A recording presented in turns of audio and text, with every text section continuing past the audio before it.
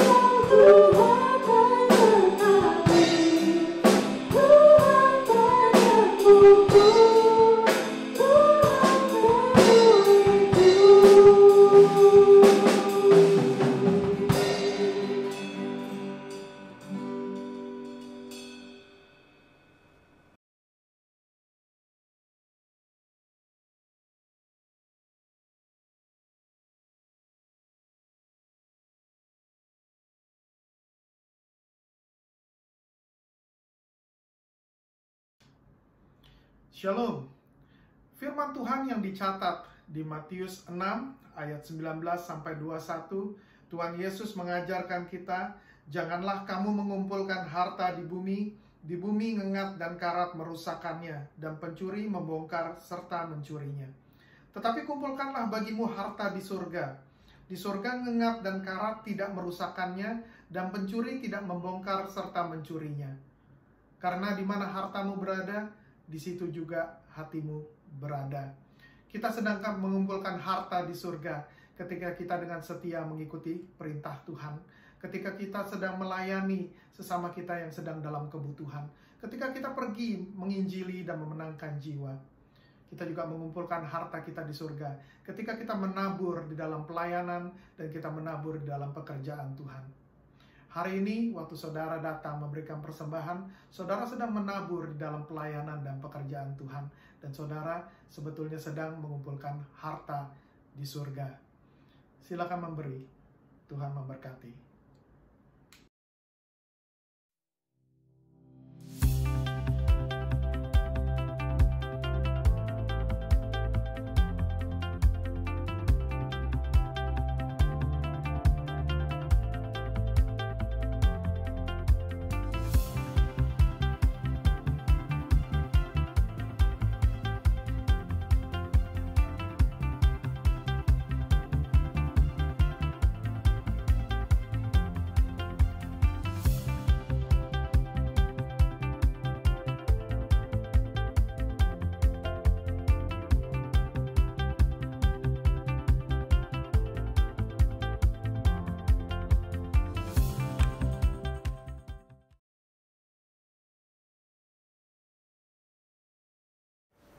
Shalom, selamat pagi semuanya. Kami telah menerima berita bahwa majikan tempat kerja dari salah satu anggota kami menjadi hasil positif dari penyakit COVID-19. Dan anggota tersebut dirinya sendiri berada di bawah karantina dan dalam keadaan sehat. Meskipun semua jejak tidak menunjukkan infeksi lebih lanjut, kami tetap waspada. Karena itu, demi keamanan, kami telah memutuskan untuk menangguhkan kebaktian minggu hari ini kami untuk selama 1 minggu. Jadi hari ini kami kembali ke layanan online kami, sementara hanya untuk minggu ini. Ingat, setelah pesan ini kita akan mengadakan perjamuan kudus. Jadi persiapkan elemen-elemenmu perjamuan kudus Anda. Amen.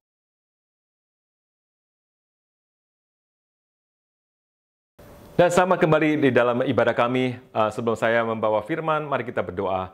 Bapa kami yang di surga, terima kasih untuk hari ini Tuhan. Biarlah hari ini Tuhan, apa yang difirmankan hari ini, mereka semua yang ada di mendengar di lewat online platform kami, mereka bisa mendengar dan mereka bisa mengerti, dan ada sesuatu pemberian dari Engkau Tuhan lewat Roh Kudus-Mu Tuhan. Saya percaya dengan iman dan diimankan bahwa apa yang saya hari ini yang difirmankan, mereka bisa memahami, mereka bisa mengerti, dan mereka bisa melakukannya juga supaya hidup mereka penuh dengan berbuah dan mereka akan berkenan kepada Tuhan. Tuhan, hari ini berikanlah mereka kesempatan untuk Tuhan dengan kuasa Roh Kudus-Mu Tuhan, dan juga anugerah-Mu Tuhan, dan kasih karunia-Mu Tuhan nyata dalam kehidupan mereka. Karena di saat mereka menjadi terang dunia dan garam di dalam dunia, mereka akan menjadi kesaksian yang luar biasa, kesaksian nyata dan dibuktikan bahwa Engkau hidup dan telah hidup di dalam kami, dan kerajaan Tuhan ada di dalam kami. Di saat kami berdoakan Tuhan, saat kami hidup di dunia ini Tuhan, kami bukan hidup yang bersia-sia, tapi selalu berbuah. Di dalam nama Tuhan Yesus yang percaya semua katakan amin. Jika kalian adalah anggota Cornerstone Community Church, salah satu warisan yang Tuhan berikan kepada kita sebagai suku Yehuda adalah menjadi seorang pemimpin. Tuhan kami telah memberi kita anugerah untuk memimpin.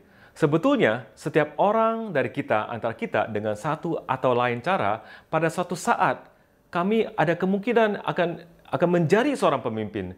Bahkan kita karena mungkin mendadak ada perubahan kehidupan kami tidak mendadak dijadikan seorang pemimpin untuk memimpin hidup kami yang baru dan juga yang telah dirubah. Maka itu kami harus menjadi seorang yang penuh dengan persiapan untuk bersiap untuk memimpin. Ketika kalian kembali ke Indonesia, pada suatu saat keluarga kamu mungkin ingin engkau yang memimpin karena kamu telah memiliki pengalaman bekerja di luar negeri. Di 1 Petrus pasal 5 ayat 2-4 berkata, "Gembalakanlah kawanan domba Allah yang ada padamu. Jangan dengan paksa, tetapi dengan sukarela sesuai dengan kehendak Allah. Dan jangan karena mau mencari keuntungan, tetapi dengan pengabdian diri. Janganlah kamu berbuat seolah-olah kamu mau memerintah atas mereka yang dipercayakan kepadamu, tetapi hendaklah kamu menjadi teladan bagi kawanan domba itu." Ayat 4, "Maka kamu apabila Gembala Agung datang, kamu akan menerima mahkota kemuliaan yang tidak dapat layu." Saya harap kalian semua ingin menjadi pemimpin, dan ketika kita menjadi seorang pemimpin, kita tidak boleh menyalahgunakan kekuasaan kami. Dan bagi Anda yang ingin menjadi pemimpin, itu adalah keinginan yang baik, karena kita akan menerima mahkota kemuliaan yang tidak akan pernah pudar atau layu. Namun, saya juga menyadari tidak banyak orang yang ingin menjadi pemimpin. Dan saya tahu menjadi seorang pemimpin membutuhkan tanggung jawab yang sungguh berat. Namun masalah utama kami yang tidak mau menjadi pemimpin itu karena mereka takut melakukan kesalahan.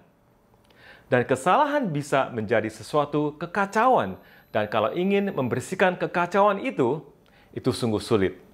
Sehingga banyak orang menghindarinya untuk menjadi seorang pemimpin.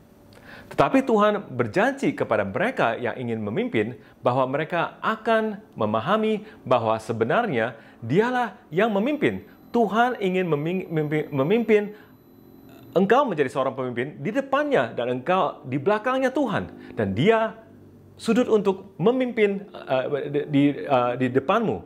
Kita akan memimpin dengan kekuatannya Dia dan kita akan memimpin dengan kebijaksanaannya Dia.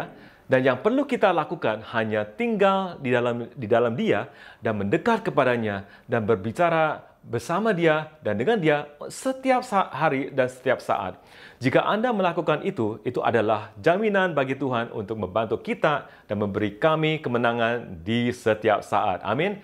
Karena kepada mereka yang memimpin, Tuhan akan memberikan rahmat untuk memimpin orang-orang.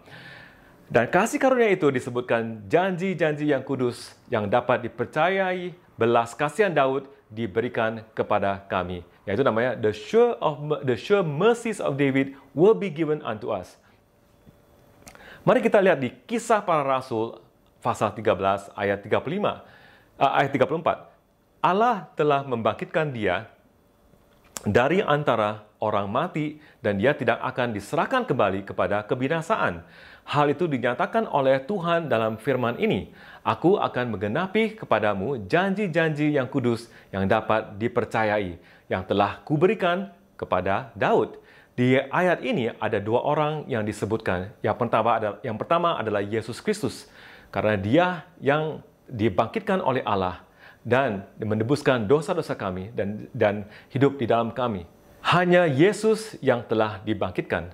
Yang kedua adalah Raja Daud.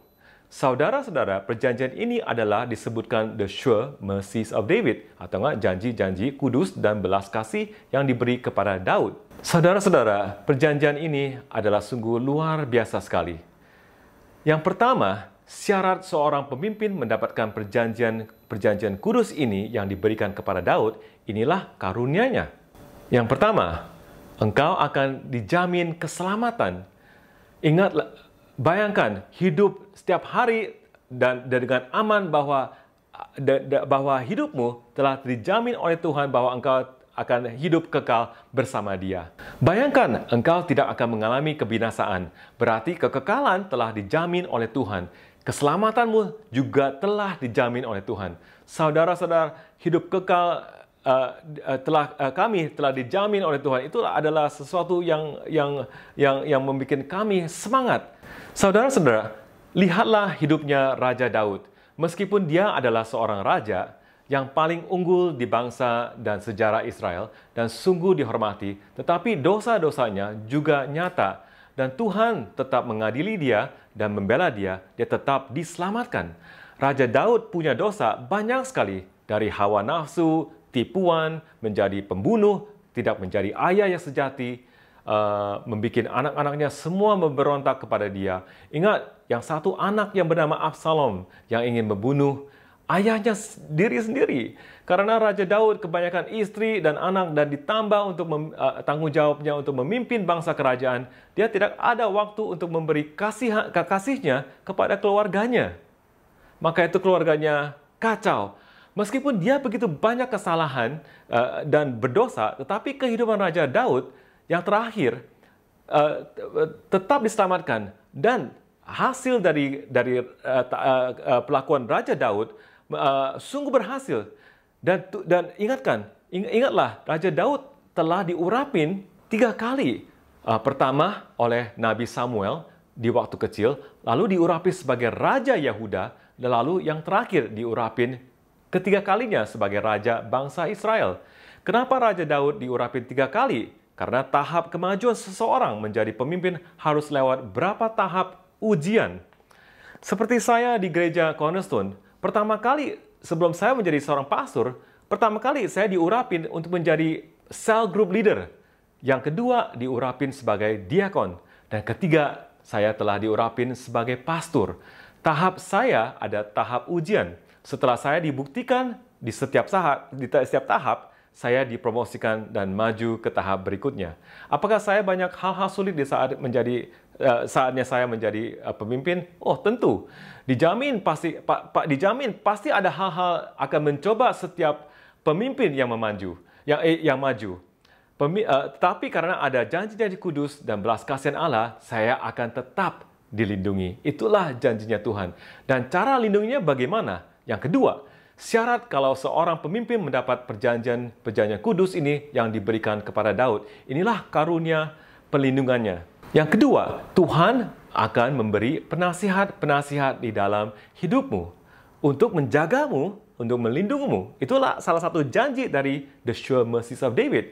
Karena di zaman Raja Daud, tidak ada juru selamat yang memberikan dia contoh sebagai pemimpin. Ingat, Tuhan Yesus hanya hadir di perjanjian yang baru, bukan di perjanjian lama. Dan Daud adalah hidup di perjanjian lama.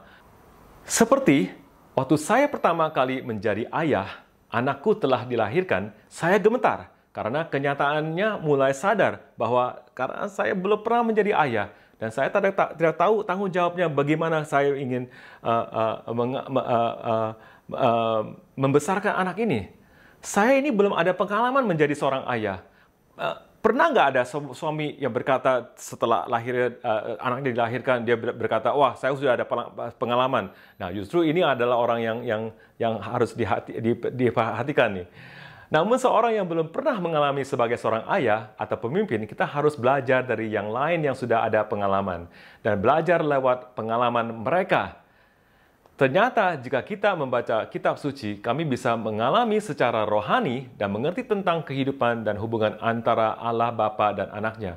Saudara-saudara, kami bisa mempelajari dalam kehubungan antara Allah Bapa dengan Yesus Kristus. Dan juga kami bisa belajar dari kehidupan antara Yesus Kristus dengan muridnya. Yesus selalu berkata, mengajari mereka tentang ketaatan dan belas kasihannya, kasih karunia dia, dan tentang hukum Taurat untuk menghafalkan hukum Taurat. Dan memerintahkan mereka untuk menghormati orang tua, seperti dituliskan di Keluaran pasal 20. Dan bagaimana kami diajarin oleh Tuhan untuk bertunduk kepadanya, dan bagaimana kalau kita bersalah, kami bisa meminta maaf dan dosa kami diampunkan oleh Tuhan. Tuhan juga selalu mengajari kami untuk bertunduk kepada pemimpin kami atau siapa yang di atas kami. Dan Raja Daud, meskipun dia penuh dengan kesalahan dan berbuat dosa, karena dia tidak ada orang yang memberi contoh bagi hidupnya. Dan bayangkan, Raja Daud tidak ada seseorang yang mengajari dia, cuma hanya dengan firman-firman yang diberikan oleh nabi-nabi. Saudara-saudara, justru kalau kita ada the sure mercies of David, Tuhan akan memberikan kami penasihat-penasihat yang luar biasa yang akan muncul dalam kehidupan kami. Di dalam hidup Raja Daud, ada sosok figur yang memberi dampak kepada hidupnya. Sesama juga Tuhan akan memberikan kami penasihat-penasihat atau pemimpin-pemimpin yang akan muncul dalam kehidupanmu. Contoh, penasihat yang muncul di dalam kehidupan Raja Daud adalah, yang pertama adalah Nabi Samuel. Nabi Samuel yang memilih dia di antara anak-anak dari Jesse, dan Raja Daud dipilih dan didoakan dan diurapi khusus untuk melayani Raja Saul yang di saat itu sedang dalam pergumulan untuk mengatasi satu musuh yang begitu besar, yang raksasa yang namanya Goliat. Dan Daud diurapi oleh Nabi Samuel untuk melayani Raja Saul dan kerajaan bangsa Israel untuk mengatasi musuh yang yang utama itu, yaitu Goliat. Kalian tahu bahwa Daud telah mengalahkan raksasa Goliat itu. Yang kedua, ternyata Tuhan memakai Raja Saul menjadi satu sosok bapa untuk untuk Daud. Itu Daud sebelum menjadi raja. Dan waktu Nabi Samuel meninggal, Daud sungguh sedih dan dia seperti kehilangan seorang bapa. Dan Saul menjadi pergantian dari Nabi Samuel. Tetapi karena urapan Daud begitu besar dan begitu bermakna, dan Daud setelah mengalahkan raksasa Goliat, ternyata dia semakin populer, semakin besar, dan Raja Saul menjadi cemburu kepada dia, dan bukan hanya kecemburu, tetapi menarik kepahitannya dia. Dan lama-lama kepahitan itu menjadi sesuatu kutuk dalam Raja Saul, dan Raja Saul menjadi seorang yang berubah. Dan begitulah kalau kalian simpan kepahitan dalam hatimu, akan berubahkan rohanimu, sistem rohanimu dalammu. Dan begitulah Raja Saul ingin dulu yang sebenarnya untuk menjadi sosok pelindungan bapa untuk Daud, sekarang menjadi seorang yang memburu dia, yang ingin membunuh dia, memburu dan mengejar dia untuk membunuh Daud. Sosok figur yang berikutnya, ada yang ketiga, adalah Nabi Nathan. Nabi Nathan dipilih untuk memberi nasihat untuk di saat Raja Daud berdosa dengan Bathsheba, dan setelah membunuh suaminya Uriah, suaminya Bathsheba, Raja Daud kiranya dia bisa lolos dari hukuman Tuhan, dan Tuhan memberikan seorang nabi yang namanya Nabi Nathan untuk memberi dia kesempatan untuk apa? Untuk bertobat. Saudara-saudara, kadang-kadang Tuhan memberikan seorang sosok figur dalam kehidupanmu, seorang pemimpin, seorang penasihat, dan di saat mereka bertunjuk kelemahanmu dan juga kesalahanmu dan dosa. Coba izinkan hatimu untuk membuka dan mendengar. Jangan langsung masuk ke dalam, terjun ke dalam kepahitan atau dendam gitu. Tapi biarlah Tuhan, biarlah rohmu bisa mendengar dengan nasihat itu. Di saatnya Daud berdosa, Tuhan mengirimkan Nabi Nathan untuk mengingatkan dia dan dan dorong dia untuk bertobat. Saudara-saudara, jika Tuhan mengirim gembala atau pastor di atas hidupmu, itu ada tanggung jawab kami untuk tunduk kepada dia. Tunduk kepada pemimpinmu, itu adalah hal yang sungguh penting. Itu adalah satu karunia yang Tuhan memberi di dalam sure mercies of David.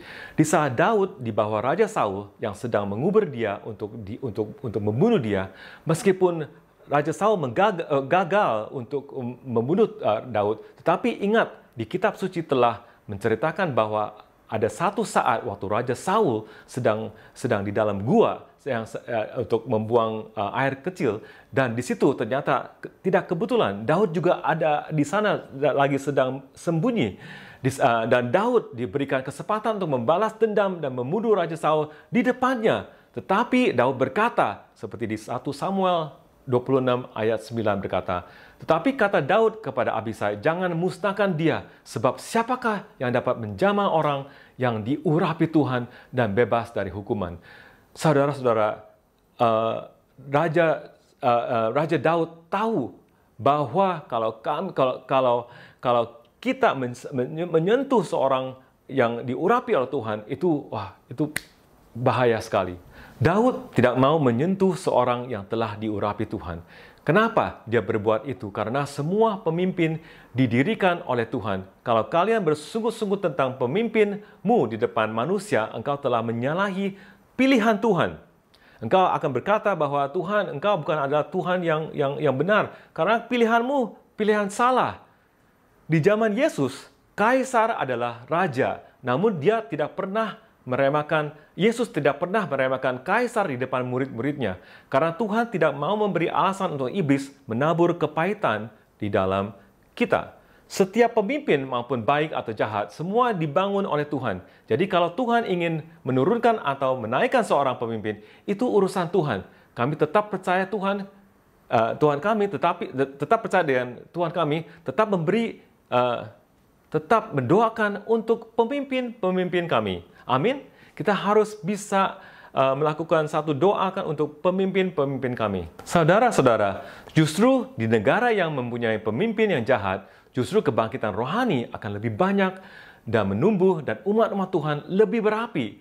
Karena masyarakat telah mengalami terobosan yang luar biasa oleh karena mereka mencari Tuhan di dalam ruangan rahasianya, dan karena itu Tuhan merubahkan situasinya. Dan karena mereka ada satu terobosan, satu kebangkitan rohani, itu membuat pemimpin jasmani itu untuk cemburu melihat masyarakatnya bisa berkembang, berbuat tanpa kepemimpinan di mereka. Amin. Tuhan mampu untuk mengendalikan hidup kami di saat kami di bawah satu pemimpin yang jahat. Tuhan tetap bisa menjadi pemimpinmu. Hari ini doakan kepada Tuhan, Tuhan memimpinkan kami. Tapi janganlah meremeh-remehkan pemimpin di atasmu. Biarlah Tuhan yang mengaturkan. Maka kita harus doa untuk pemimpin-pemimpinmu. Doalah untuk kami, untuk semuanya pemimpin di dalam Cornerstone, supaya kami bisa menjadi seorang pemimpin yang memimpin dengan yang benar, dan pemimpin dengan Roh Kudus. Amin. Yang ketiga, syarat seorang pemimpin mendapatkan perjanjian kudus ini yang diberikan kepada Daud. Inilah karunia-Nya. Yang ketiga, penasihat sejati. Tuhan akan memberikan kami penasihat sejati di dalam Yesus Kristus.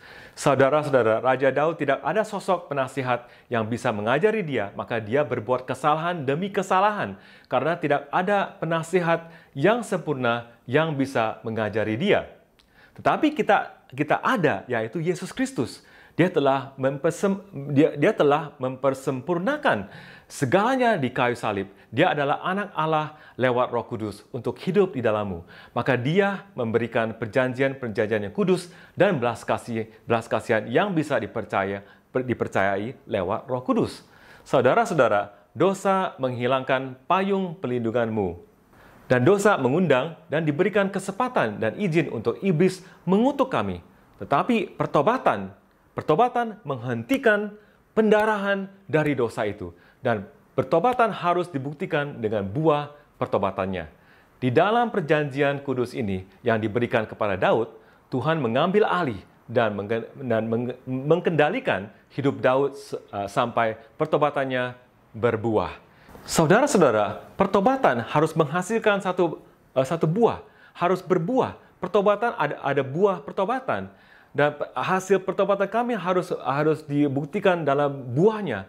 Kalau kami tidak berbuah, kami akan memberi alasan untuk iblis menghina Tuhan. Segala pertobatan harus dibuktikan oleh buahnya. Saudara-saudara, ada sesuatu dosa namanya dosa hawa nafsu yang selalu membuat atau mencari gara-gara di dalam kehidupan Raja Daud. yaitu hawa nafsu terhadap wanita. Dan Daud tahu bahwa dia harus mengatasinya. Jika dia tidak membuktikan buah-buahnya pertobatan itu, akan datang lagi dosanya. Tetapi Allah tidak meninggalkan dia. Karena Daud tahu kuasa pertobatan, tapi tetap harus diuji dengan buah-buah untuk buah-buah pertobatan untuk muncul. Lihatlah buah pertobatan Raja Daud di 1 Raja-Raja pasal 1 ayat 1-3. Ayat 1. Raja Daud telah tua dan lanjut umurnya, dan biarpun dia diselimuti, badannya tetap dingin. Ayat 2, lalu para pegawainya berkata kepadanya, hendaklah dicari bagi tuanku raja seorang perawan yang muda untuk melayani dan merawat raja. Biarlah ia berbaring di pangkuanmu, sehingga badan tuanku raja menjadi panas. Maka di seluruh daerah Israel dicarilah seorang gadis yang cantik, dan didapatlah Abisak, gadis Sunem, lalu dibawa kepada raja. Ayat 4, gadis itu amat cantik dan dia menjadi perawat raja dan melayani dia. Tetapi raja tidak bersetubuh dengan dia. Dia tidak bersetubuh dengan dia. Akhirnya Raja Daud lulus dari ujiannya dan memberikan buah pertobatan untuk Allah. Yang terakhir, di perjanjian-perjanjian kudus yang dipercayai telah diberikan kepada Daud, atau the sure mercy of David memberikan kita harapan sebagai orang yang pemimpin. Yang keempat, yang terakhir ini adalah Tuhan memberi panggilan sesuai dengan rencana Tuhan atau the purpose of God. Lihatlah ayat yang terakhir ini. Roma 8 ayat 28. Kita tahu sekarang bahwa Allah turut bekerja dalam segala sesuatu untuk mendatangkan kebaikan bagi mereka yang mengasihi Dia, yaitu bagi mereka yang terpanggil sesuai dengan rencana Allah. Di bahasa Inggris, ia berkata, and we know that all things work together for good to those who love God, to those who are called according to His purpose. Lihatlah kata ini yang namanya purpose. Kalau kita menjelaskan artinya purpose atau terpanggil sesuai dengan rencana Tuhan, kita bisa melihat lebih jelas di dalam bahasa Yunaninya. Di awal khotbah ini, saya berkata bahwa alasan yang pertama kenapa banyak orang tidak mau menjadi pemimpin, itu karena mereka takut berbuat salah dan takut membersihkan akibat dari kesalahannya, kekacauan. Ya, saudara-saudara, panggilan sesuai dengan rencana Tuhan atau the purpose of God ada 3 artinya. Di bahasa Yunani, the word purpose ada 3 artinya. Dan arti ini, 3 artinya ini akan dijelaskan lebih jelas di lewat Yunani. Yang pertama, kata-kata purpose atau panggilan sesuai dengan rencana Tuhan bisa disebutkan dengan kata Yunaninya yang bernama bolema, dan artinya adalah rencana yang terselesaikan sepenuhnya. Berarti satu purpose yang sudah diselesaikan sepenuhnya. Bagaimana kami lakukan sudah selesai. Saudara-saudara, jika Tuhan mengizinkan kami sesuatu panggilan, Tuhan akan jaminkan bahwa rencananya akan digenapi. Apapun yang terjadi, pasti digenapi. Tidak ada kuasa yang lain yang bisa berubah rencana ilahi Tuhan. Berarti kita bisa ada terasa aman. Kalau kami di dalam Yesus, percayalah rencananya Tuhan di dalam kami akan digenapi. Dan hidupmu bukan sia-sia. Hidupmu bukan lagi bersia-sia. Amin. Yang kedua adalah kata Yunaninya prostesis, yaitu seperti kalau seorang yang terluka, tangannya atau kakinya harus dipotong, ada yang mampu memakai tangan palsu atau kaki yang palsu, namanya tangan prostetik atau kaki prostetik untuk digantinya yang tangan yang hilang. Contoh, lihatlah cawan yang telah dihancur ini. Di Jepang ada sesuatu seni yang sungguh luar biasa. Seni tembikar atau pottery yang dinamakan kintsukuroi. Seni yang memperbaiki tembikar dengan pernis perak atau emas dan memahami bahwa potongannya lebih indah dan mahal dan berharga karena telah rusak. Bayangkan sesuatu bahan yang sudah rusak tetapi dianggap berharga. Saudara-saudara, banyak yang terasa bahwa kalau kami bersalah, kami seperti barang yang telah rusak, sulit dipercaya lagi. Tetapi Tuhan ada rencana lain, yaitu memperbaiki barang atau hati dan hidup yang telah rusak dipernis dengan bilur-bilur Yesus, kehendaknya dipernis emas atau perak menjadi lebih berharga dari yang mula. Justru lebih banyak retakan atau kerusakan, justru lebih tebal pernis emas atau peraknya dan lebih mahal dari semula. Barang itu menjadi lebih berharga. Amin. Tuhan ingin mengambil bekas pecahan hidupmu dan dilestarikan, dipernis dengan bilur-bilurnya menjadi lebih berharga dari semula. Amin. Yang ketiga adalah kata genom. Kata ini artinya adalah telah diberi keputusan untuk firmankan kembali oleh yang tersebut. Di bahasa Inggris lebih singkat, yaitu decreed to be repurposed. Purpose to repurpose. Lihatlah sepeda ini. Sepeda kuno tetapi telah diberikan kesempatan baru setelah dilestarikan. Saudara-saudara, sepeda ini dulunya tidak berguna, tetapi ada seseorang yang melestarikan dan berubahkan dan membaharui lagi supaya sekarang sepeda ini bisa di-repurpose kembali, bisa dikembalikan lagi dan menjadi suatu sepeda yang berguna. Dan sepeda ini ada tujuan baru lagi untuknya. Saudara-saudara, Tuhan kami baik, Tuhan kami ingin membaharui kami supaya kami menjadi seorang yang sungguh berguna dan digunakan untuk kemuliaan bagi Dia. Amin. Tuhan kami baik. Ingatkan, Tuhan kami ingin kami semuanya menjadi kepala bukan ekor, yaitu kami harus di suatu saat kehidupan kami harus mengambil keputusan untuk memimpin. Kalau kami harus memimpin, kami harus ingat perjanjian-perjanjian kudus yang kami bisa percayai yang telah diberikan oleh Daud, yaitu the sure mercies of David. Hari ini saya yakin ada beberapa di antara kami mungkin takut untuk maju ke depan atau enggak untuk memanggil Tuhan. Tuhan, inilah aku, pakailah aku ingin menjadi pemimpin dan saya berani untuk menjadi pemimpin. Saya tahu bahwa kalau saya mengambil keputusan untuk menjadi pemimpin, Tuhan, Engkau akan memberikan saya the sure mercies of David. Karena Tuhan, saya adalah orang yang tidak sempurna. Tapi saya tahu bahwa Engkau, Tuhan, Engkau akan memberikan kami nasihat. Dan Engkau akan menjadi teladan kami.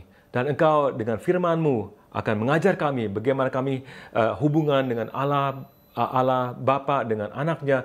Dan Yesus Kristus dengan muridnya. Seperti hidup saya dengan kamu, Tuhan. Dan Engkau akan juga secara jasmani, Engkau memberikan kami teman rohani atau penasihat rohani atau pemimpin yang lain yang benar-benar mengasihi kami untuk memberi kami peringatan dan merubahkan kami dan berani untuk mengatakan kami dengan kasih, bukan dengan kepahitan, kasih bukan dengan caci maki, bukan untuk meremehkan kami, tapi ingin membangunkan kami. Dan dengan kasih Allah Bapa ingin membangun kami. Tuhan, banyak ada yang sudah kehilangan seperti Daud kehilangan Nabi Samuel, seperti bapa rohaninya sudah meninggal dan mereka cari sosok yang lain. Tuhan, berikan kesempatan supaya mereka bisa ketemukan Engkau, karena Engkau adalah bapa rohani yang luar biasa. Dengan firman-Mu, Tuhan, dengan pengajaran dari di gereja, dari pemimpin yang lain yang mengasihi mereka, Tuhan, bisa memberi teladan untuk mereka, supaya mereka bisa berani untuk memimpin, dan bahwa mereka memimpin bukan pemimpin sendiri, bahwa di depan mereka adalah Yesus Kristus dan adalah gembala kami yang unggul, dan kami akan di belakangnya Yesus Kristus, dan kami akan dilindungi. Tuhan, hari ini berilah kesempatan untuk kami bisa bersama kami di Bindov ini. Tuhan, hari ini ada siapa yang mendengar firman ini, Tuhan. Saya ingin mendoakan untuk siapa yang pertama yang ada keinginan untuk menjadi seorang pemimpin. Tuhan, berilah kasih karunia mereka. Tuhan, berilah mereka kesempatan, dan Tuhan mulai berubah dan mulai memisahkan mereka dan dikuduskan mereka dan dipakaikan oleh Tuhan dan mulai membentuk mereka. Mungkin mereka ada kesalahan, ada pikiran tidak berguna, tapi justru Tuhan akan bisa melestarikan mereka kembali, membaharui mereka kembali, supaya menjadi seorang yang berguna, yang lebih berharga lagi. Dan mereka dipakai Tuhan untuk menjangkau banyak jiwa. Tuhan berkati mereka semua, dan di dalam nama Tuhan Yesus saya percaya, dan semua katakan, amin.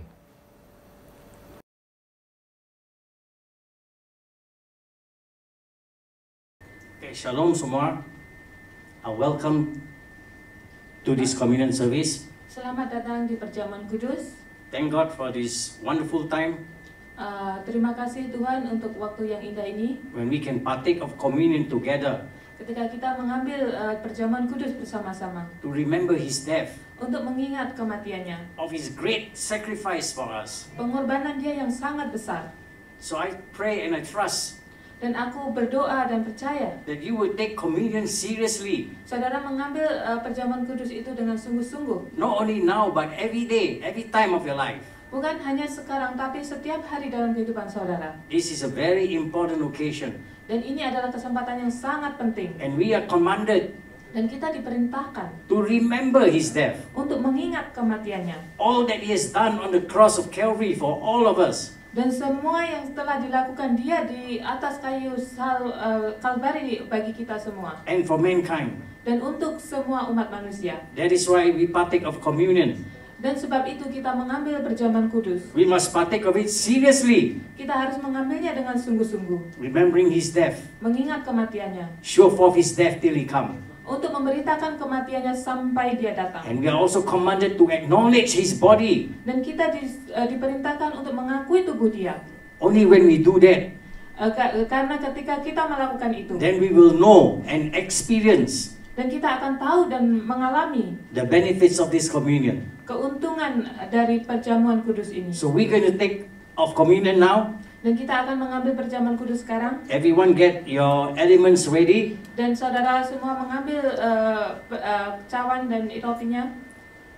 Okay, if you're ready, Jadi kalau saudara telah siap, we're gonna take it right now. kita akan mengambilnya sekarang. I'm going to read from 1 Corinthians 11:23. Dan saya akan mengambil dari 1 Korintus 11 ayat 23. Okay. Sebab apa yang telah ku teruskan kepadamu telah aku terima dari Tuhan, yaitu bahwa Tuhan Yesus pada malam waktu Ia diserahkan mengambil roti, dan sesudah itu Ia mengucap syukur atasnya. Ia memecah-mecahkannya dan berkata, inilah tubuhku yang diserahkan bagi kami. Perbuatlah ini menjadi peringatan akan aku. Let's partake of the bread. Mari kita ambil rotinya.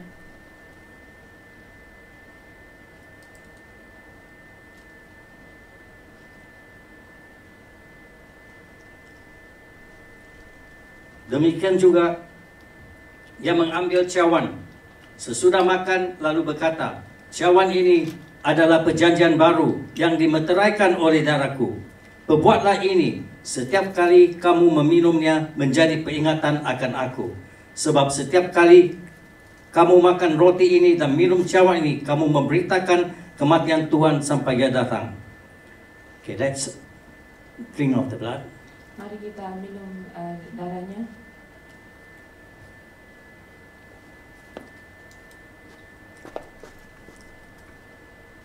Thank you, Jesus. I just want to Terima kasih Yesus. pray for all those that are sick. Dan aku mau berdoa bagi saudara yang sakit. I want to encourage all of you. Saya ingin mendorong kepada saudara semua.